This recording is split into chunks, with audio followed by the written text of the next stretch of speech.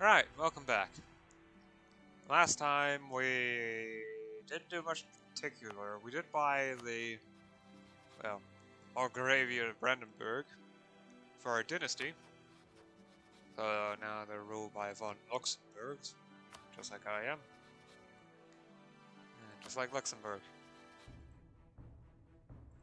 I also got the rest of Lusatia from Brandenburg. So, yeah. Beyond that, not much has happened to me. England's in another war with France. They actually lost Calais to Flanders. Yeah. Bulgaria is already starting to get eaten.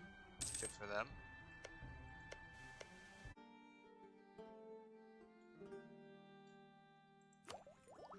Cheap paper.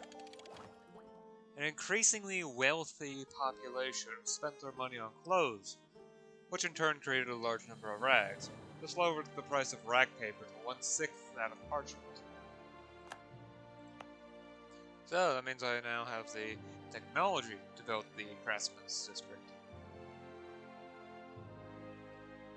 That doesn't mean I actually have the money or whatnot for it. Ooh, establish monastic schools. Sure.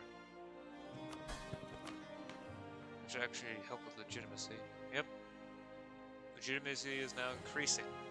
Slowly but surely. Despite the regency. Though corruption is too. I don't like regencies.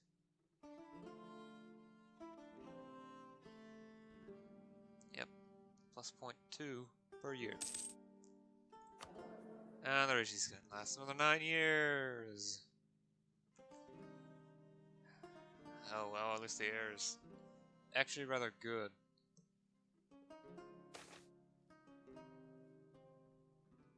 I'd rather use the workforce for that. Promise, I don't think I'm gonna have enough money anytime soon. Well, at least until 1400 in February. 10 years. So that will be 120 months. And about 6.5 ducats per month. It will probably increase slowly as more of Praha's wealth comes into the foreground, as well as, you know, lowering autonomies and whatnot. At least in provinces without greater nobles, because I don't think I showed it inside the actual footage of the video, but I was kind of forced to give the highest level of autonomy to the greater nobles. Otherwise, I would have probably dropped 2 or 3 staff. I could not afford that. I'll deal with them later, though. Yeah. It's rough.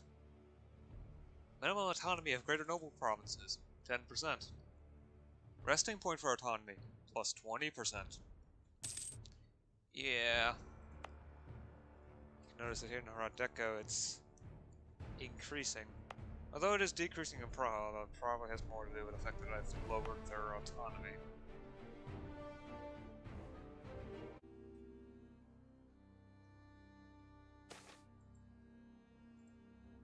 Pagan poetry and Christian ethics.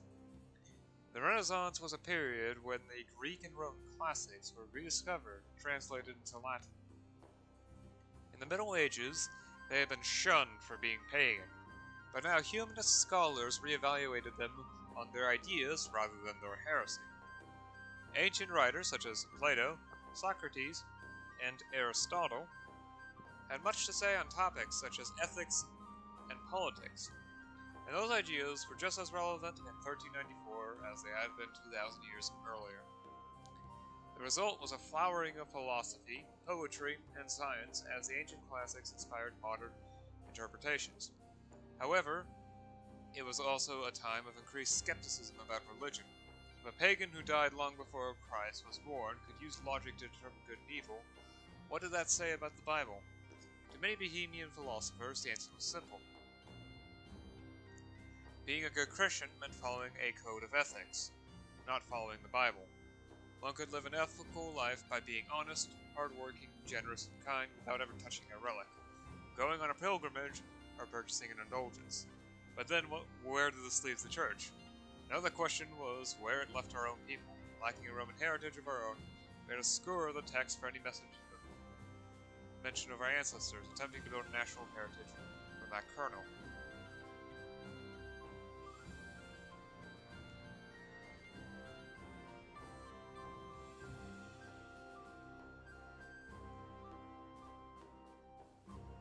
Lives life according to our conscious and church rules. The classics are too long, but still worth reading.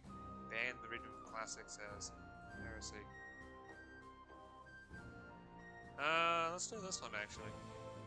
I doubt the Pope's gonna excommunicate me. I've been keeping good relations with him as best as possible.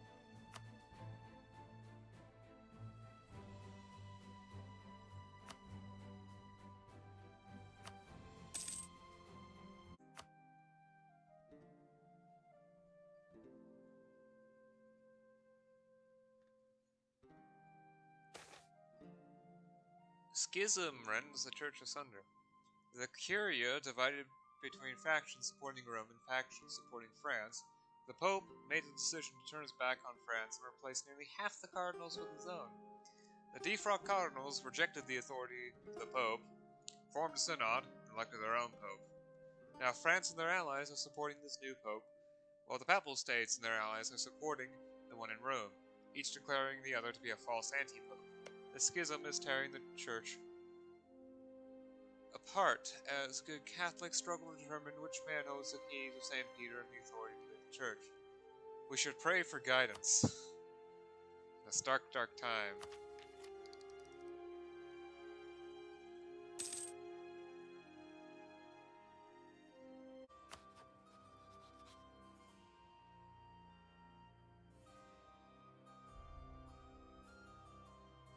Who's the elector now, then?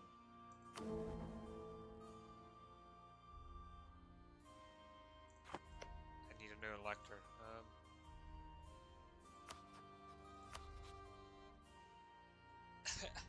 No, that's a terrible idea. Who am I allied to?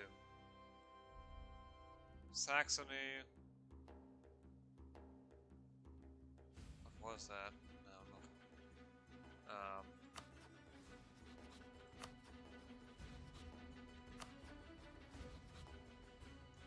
Sure, let's give them the electorate. What could possibly go wrong? They better vote for us, yeah. I'm sure they will, though. Just grant them the electorate.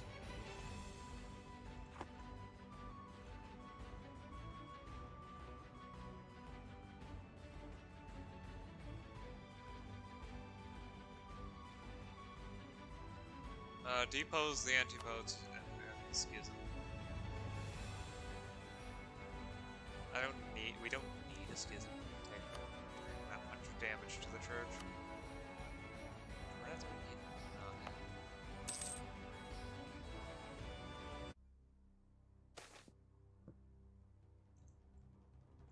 Huh.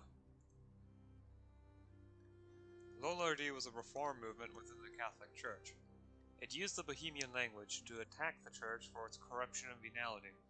It demanded the church return to a state of apostolic poverty by giving up their land, treasure, and positions in government. It also demanded biblical support for all church doctrine, and in so doing, attacked the basis of exorcism, indulgences, confession, even the Pope himself. For many, it was perilously close to heresy. Lollardy spread to Bohemia via the University of Prague. His connections to England brought ideas back that were hotly debated and exposed to the students, causing an uproar. Some people demanded that theologians supporting the movement be expelled from the university, where they could corrupt the sons of nobility. Others worried that by so doing, they would be unleashing radical preachers upon the peasantry and home villages. Let them debate its merits. I mean, what's the worst that could happen? The houseside reformation?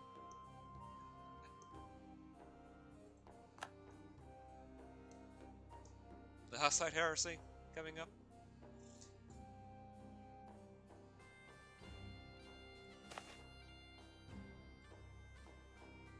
The Lollard preacher at Prague University continues to be controversial. While continuing to condemn the excesses of the church, he now spoke out against church doctrine not based on the Bible, such as confession, exorcism, and even transubstantiation. This last doctrine was a grave mistake. By declaring that there to be no biblical evidence for Jesus transforming the bread and wine of the Last Supper into his literal body and blood, the reformer lost many of his ardent supporters. In addition, he is now clearly guilty of heresy.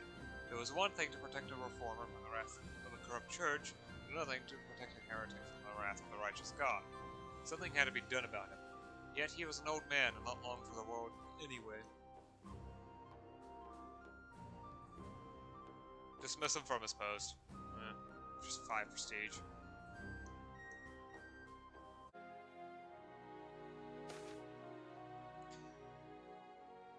Conciliars in the early 13th century. This is the late 14th century. In the early 13th century, some canon lawyers speculated what to do if a pope became a heretic, and concluded that ultimate power rested in the hands of the church itself, as embodied in an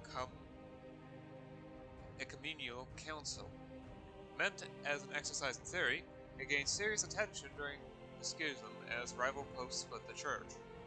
Witnessing the election of rival popes, the unwillingness of popes to cede power, and the politics of the curia, frustrated church leaders looked for a rival authority that could call a church council. They have found one in the example of Emperor Constantine, calling the Council of Nicaea, looked to the modern example of the Holy Roman Emperor to unite the church. Many church leaders and laity became convinced that church councils were not only good, but necessary. Rather than be led by popes with human frailties, they believed that the whole church should meet on a regular basis. Inevitably, this conciliar movement would come in church in conflict with the popes, who guarded their authority jealously. I'll support the movement. It gets me some prestige. Sure, the Pope doesn't like it, but...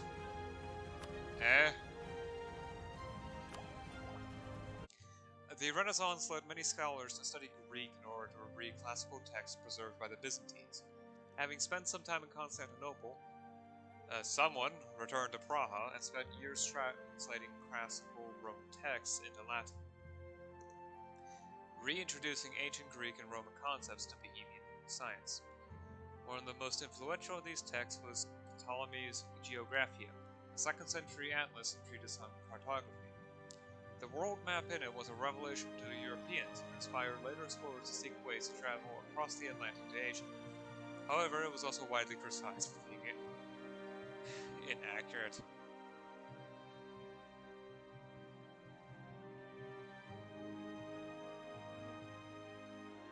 Outfit an expedition immediately. Now I gain 200 power and lose 5 prestige. Yeah, I got 200 diplo points. Nice. Good, because I would not like that 5 prestige loss.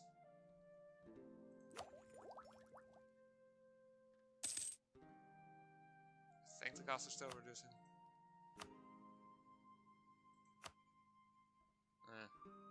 Might be barely noticeable at this point.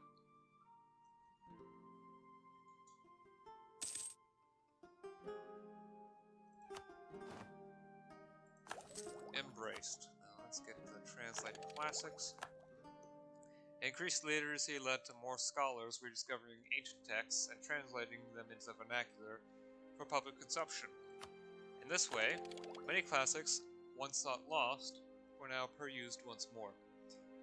Expansion capacity +5 and mind complex can now be upgraded to rank 3. Late medieval tactics. All the elements of late medieval warfare are now present in our armies. Our generals have familiarized themselves with the weapons and tactics of the age and can now drill our armies and tactics to match. Mill tactics +0.1, combat width increased by 2, infantry shock increased by 0.25. Huh.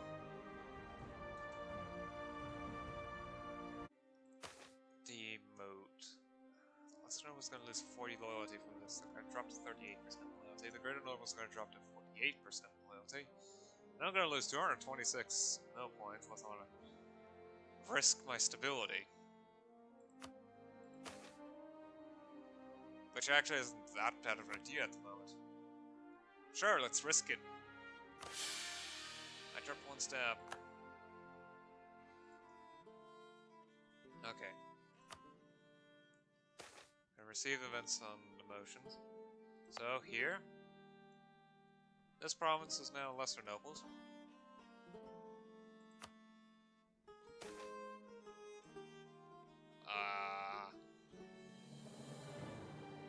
Which province is that? This one. That's actually pretty good. This one's one of the... This was one of the ones I was hoping they would lose. That's it. Okay. Yeah, the autonomy here is going to drop by 20%. No, 40%.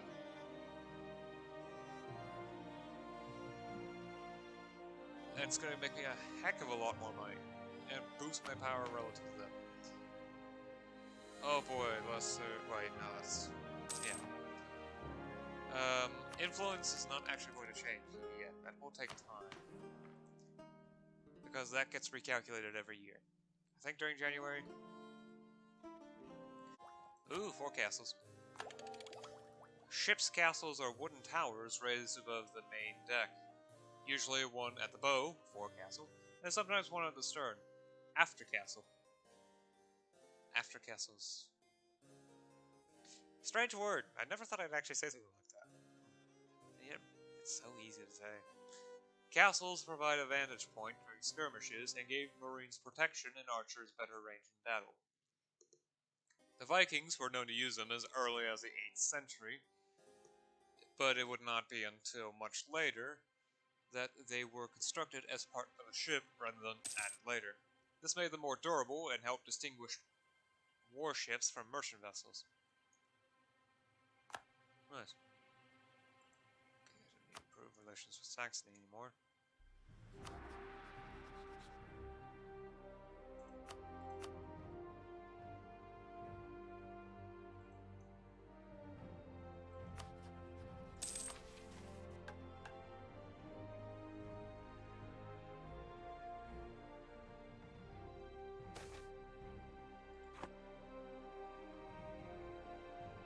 Oh no, I am not promoting you.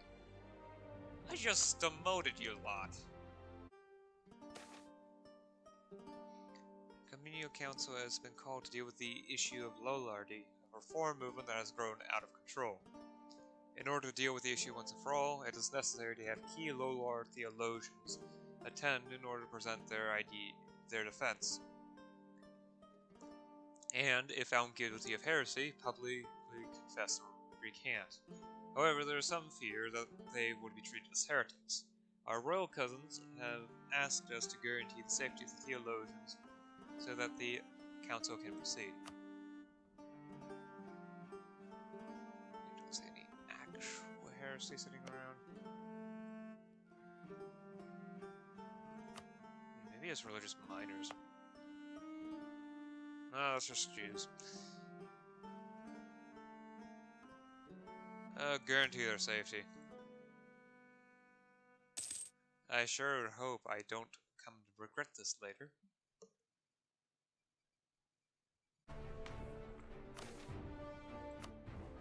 Martyrdom and heresy. Shocking news has reached us. The MEIOU Council, called by the Pope, has declared that Lollardy, that reform movement sweeping Bohemia, is heresy. Supporters must recant their belief in it or face excommunication. The council has appointed a Bohemian bishop with the power to strip heretic priests of their benefices and excommunicate heretics who refuse to repent. This would be bad enough, but there is worse news. A learned theologian who went to the council to argue in favor of Lollardy was imprisoned and placed on trial. Found guilty of heresy, he refused to recant and was handed over to the emperor and burned at the stake. Despite having been promised safe passage, this betrayal has incensed our people, who are rioting, burning churches, and lynching monks. Perhaps the outrage could be turned to our advantage.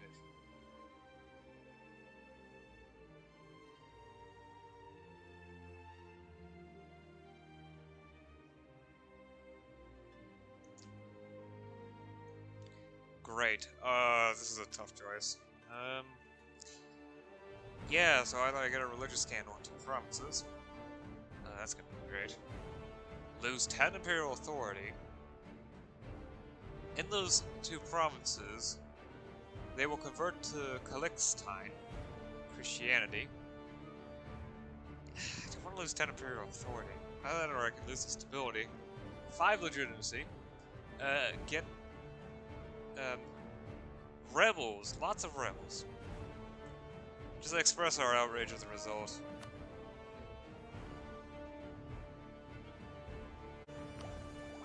State roads. Ah, the Hussites, that's how they come. While ancient Roman roads endured and paths were beaten through the world by the weight of traffic, true road building was an art that required government oversight. Such early roads involved some earth moving and leveling of harsh terrain, but more importantly, their existence in heavy traffic made inns, wells, and way stations more profitable, and thus more common. Plus Navy morale. Wow. Okay. The Hussite League. Outraged over the council's decision to ban Lollardy, several dozen Lollard barons met and declared that they rejected the council's opinion. Vowing to ask a future pope to reassess their doctrines, they agreed to work together to support it. Naming themselves after the martyr of the castle, Jan Hus, that was Jan Hus, these Hussite lords formed a league, using their authority to appoint Lollard priests to their land, allowing them to preach in public. In response, several dozen Catholic nobles formed a Romanist league under the authority of the bishop in charge of rooting out the heresy, expelling Lollard priests from their benefices. Between the two, a steady trickle of refugees left Bohemia. While tense, the situation remained bloodless, but that could change if the balance of power tipped to one side. Work against the Hussites, support the Hussite League. Join the Romanist League.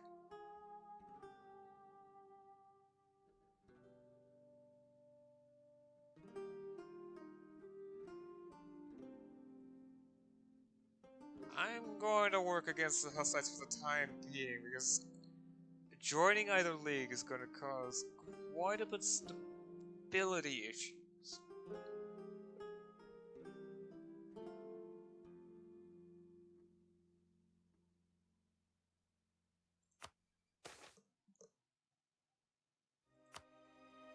And Theodorus converted to Catholic. Well, they did cry up the majority of Crimea off of Crimea. Most of the provinces are Orthodox. And the Cardinal has died. Wasn't that great? Passed the Witchcraft Act. In an era with centralized justice system, witch hunts and mob lynchings were an embarrassment at best, a danger at worst. Although the hunts themselves were declared illegal, this did not stop mobs from forming through legal witch trials. So the solution then was to declare the trials themselves illegal, and arrest anyone who accused someone else of being a witch. With that, the problem abruptly went away. Prevents witch hunts from happening in our country. Yeah, okay, let's do that. Right, favors. I don't want to offer them any favors because that is expensive. I'd much rather keep demoting them for a little while longer. And maybe start stripping away their privileges. They still have a huge amount of power relative to me, but at least it's better than nothing. It's better than it was before. There's nothing I want to do here, so... Yeah, okay. So... Bosnia is now under personal union to Austria. Which is weird, but I'll take it. I'll take it, I guess. Aragon has moved their capital to... well... Palermo. They usually do that since it has higher devs. well, Valencia, Barcelona, any of the other provinces here in the rest of Aragon. England has been entirely kicked off of the continent. Navarro's almost completely gone. Not quite yet, but almost. France is a powerhouse. Naples has lost their personal union. This is still a subject of Provence, but Provence has also lost a lot of territory to France. Great.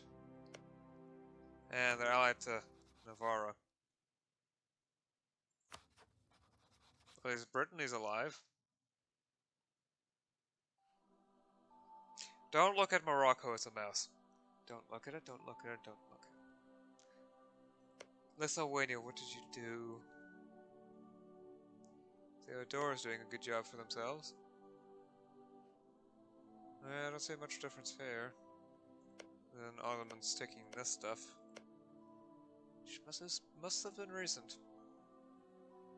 I also went ahead and annexed Roclaw through decision. Well, this does have the negative side effects of Duchy of Roclaw. Yeah, that is a plus 60 to the... So minimum autonomy is now at least 60%. There's also greater nobles, which raises it by another 20%, 10%. So, minimum autonomy is 70%. The monthly autonomy change is also... The resting point for autonomy is now also plus 30%, thanks from the Duchy of Roclaw. To speak nothing, it's plus 45% from the greater nobles themselves. No, plus 35% from the greater nobles themselves. So yeah, the actual resting point of autonomy, if a war capped at 100%, would be 130%. So yeah, even if I get rid of the Duchy of Roclaw. Yeah. That would not help either. So, yeah. Anyway, that's all for now. I'll see you again next time. Until then, bye.